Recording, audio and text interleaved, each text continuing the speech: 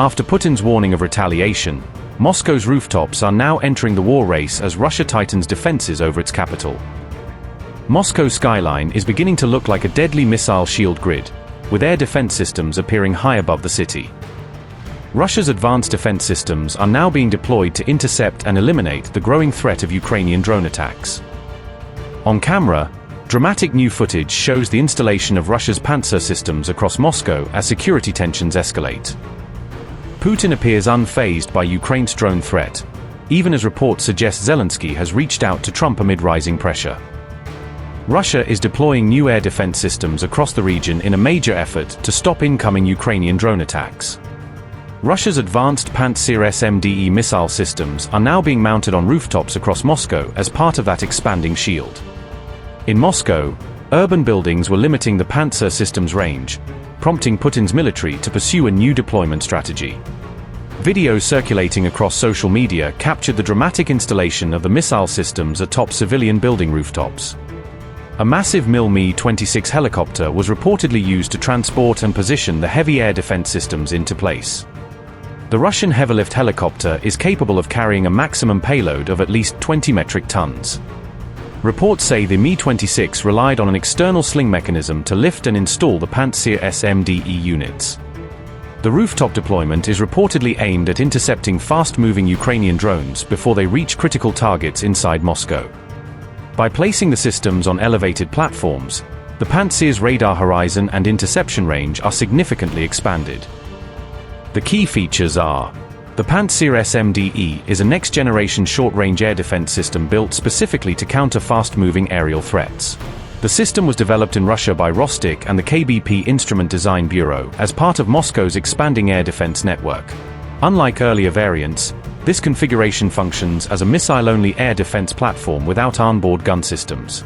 It can fire TKB-1055 interceptors designed to hit threats at ranges between 500 meters and 7,000 meters. The system also uses 57E-6E missiles capable of striking targets from 1.2 kilometers out to nearly 20 kilometers. The Pantsir-SMD-E can reportedly carry up to 48 mini-interceptor missiles for high-volume engagement scenarios. Alternatively, it can be armed with 12 larger long-range missiles depending on the mission requirement. The platform can also carry a mixed missile configuration, giving operators flexibility against different types of threats. Its advanced radar and fire control suite can simultaneously track as many as 40 aerial targets at once. The system is designed to engage incoming targets traveling at speeds of up to 1,000 meters per second. Its radar can reportedly detect airborne threats from distances of up to 45 kilometers away. Its biggest strength lies in countering drone swarms, cruise missiles, and other low-flying aerial threats. Compared to the older Pantsir S1, the SMD-E offers a much larger missile capacity and stronger interception capability. Russia has also been rapidly increasing the pace of air defense deployment across Moscow in recent months. In 2025 alone, Russia reportedly deployed 40 new Pantsir systems in Moscow while shifting additional units to nearby regions. Since 2023, reports suggest Russia has positioned nearly 100 air defense systems across the capital city alone. The rooftop Pantsir deployment also comes shortly after Moscow introduced fresh protective measures around key banking infrastructure. Russia has passed a new law allowing its central bank and select firms to counter drone threats amid rising Ukrainian strikes inside Russia. The law allows the central bank, Sberbank and cash collection associations to deploy anti-drone systems around key facilities. As per a report by Financial Times, authorized staff will also be allowed to carry weapons to protect financial infrastructure. Russian lawmaker Anatoly Aksakov said the new security measures would not be funded by the state budget. Aksakov said Sberbank was included in the law due to its special mission in occupied Ukrainian territories. The move highlights growing concern in Moscow over Ukraine's long-range strike capabilities inside Russia. Russian officials said jamming systems and other drone defense equipment would be deployed around sensitive sites.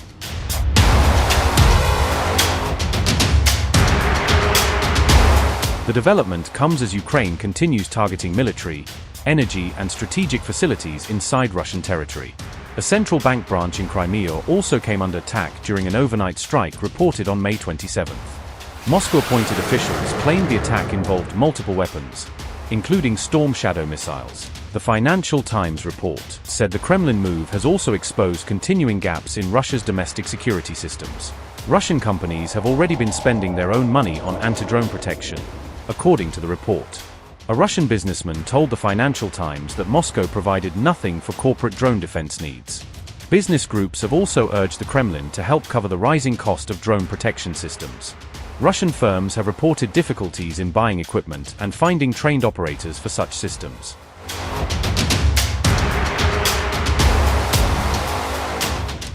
A top Putin aide threatened European leaders after they ignored Russia's latest warning surrounding escalating tensions linked to Kiev recently. Former Russian President Dmitry Medvedev mocked European governments publicly during a sharply worded post shared online through social media. Medvedev criticized the European Union for continuing diplomatic operations inside Ukraine's capital despite mounting Russian military threats recently nationwide.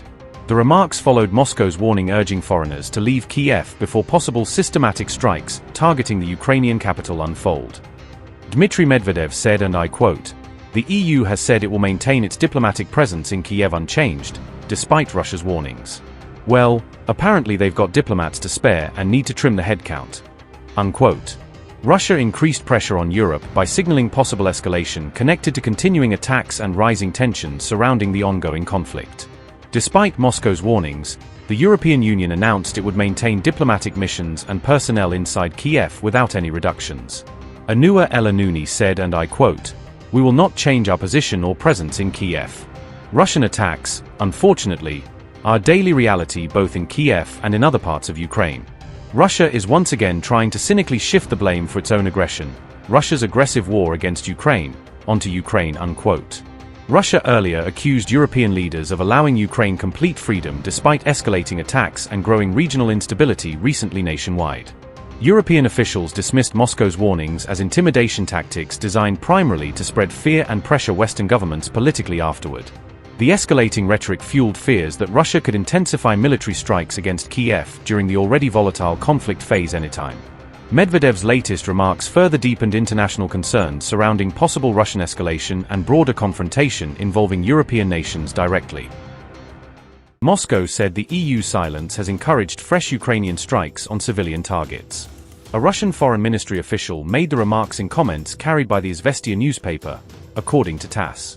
Rodion Miroshnik said Europe was deliberately ignoring what Moscow described as Ukraine's violations of international and humanitarian law. Rodion Miroshnik said, and I quote, "This, war crimes, is one of the important issues that will undoubtedly arise on the negotiation track. The question here is whether international humanitarian law in the form of the Geneva Conventions, additional protocols, and a whole list of conventions should be swept under the rug, or whether international humanitarian law is binding on everyone. If it is binding on everyone, then Europe will have to admit that Kiev committed such crimes." Unquote.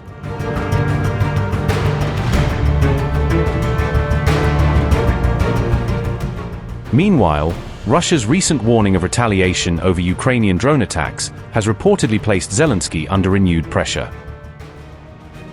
Ukrainian President Volodymyr Zelensky has reportedly sent an urgent letter to Donald Trump as Russia threatens fresh retaliatory strikes. In the reportedly secret letter, Zelensky warned that Ukraine is running dangerously low on critical air defense systems. Zelensky reportedly admitted that Ukraine depends almost entirely on the United States for ballistic missile defense capabilities. Kiev has now reportedly requested additional Patriot PAC-3 missiles and more advanced air defense systems from Washington urgently. The letter was also distributed to members of the U.S. Congress as Ukraine pushes for faster military aid approvals. Volodymyr Zelensky's letter read, and I quote, "The current pace of deliveries through the Pearl program is no longer keeping up with the reality of the threat we face. I ask for your help in protecting Ukraine's skies from Russian missiles. I, on behalf of the Ukrainian people, respectfully ask the President and the U.S. Congress to remain engaged. And to help us secure this vital tool of protection against Russian terror, Patriot missiles PAC-3 and additional systems to stop Russian ballistic missiles and other Russian missile attacks." Unquote. Zelensky warned that current Western weapons deliveries are no longer keeping pace with the scale of Russia's escalating military threats. Today I spoke with Ursula von der Leyen. I am grateful for her support. Air defense is the top priority. We are also preparing a special format with the European Union. The drone deal, a very promising format. It is impossible to imagine Europe's security without Ukraine. Today, members of the United States Congress also visited Ukraine. It is important that America continues to support Ukraine and that American representatives come here to Ukraine and see with their own eyes what is happening and what threats exist, especially after the Russians carried out a particularly brutal, massive strike overnight into Sunday. This week, I prepared a special letter, a letter addressed to the President of the United States and to Congress. And yesterday, the letter was officially delivered to the institutions in Washington. It is quite rare for the leader of another state to address both the President and Congress of the United States simultaneously with a letter. But the situation now requires action, swift and effective action. It is important that America hears Ukraine. We understand that much of the world's attention is currently focused on the war in Iran. But the war here in Europe must also be brought to an end, a very bloody war that is already in its fifth year at full scale. And the sooner we are able to provide greater protection against ballistic threats, the sooner we will be able to make diplomacy work. As long as Russia continues to rely on missiles, its interest in diplomacy is not real. We must correct this, and we can do so only together with America. Ukraine is grateful to America for all its support, and Ukraine will be even more grateful for a dignified peace and guaranteed security. All of this is possible if there is sufficient determination.